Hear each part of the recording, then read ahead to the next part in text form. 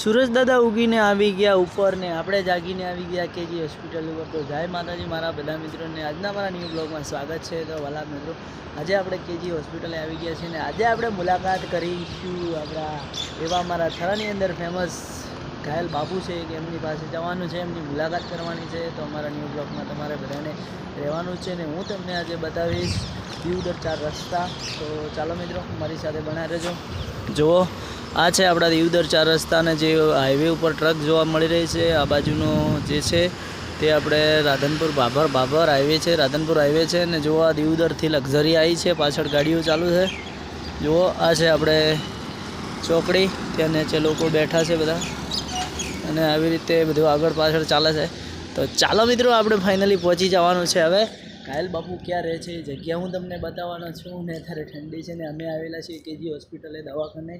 તો મારા બધા મિત્રોને બે હાથ જોડીને વિનંતી છે કે મારા વિડીયોને લાઇક કરજો, કમેન્ટ કરજો, શેર પણ કરતા જાજો।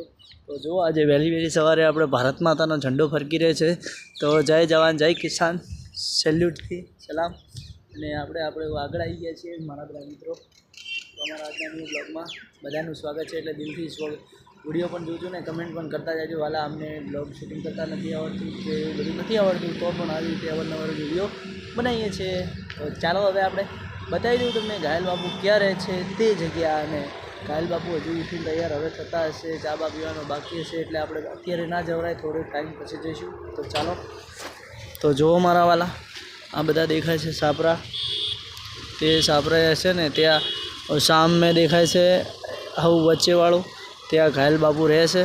અને આ દીવદર હાઈવે છે, જેને પણ ઘાયલ બાપુની મુલાકાત લેવી હોય તે અહીંયા આવી શકે છે। આપણા થરાના ફેમસ બાપુ છે, હમણાં ઇન્સ્ટાગ્રામમાં ટ્રેન્ડિંગમાં ચાલી રહ્યા છે।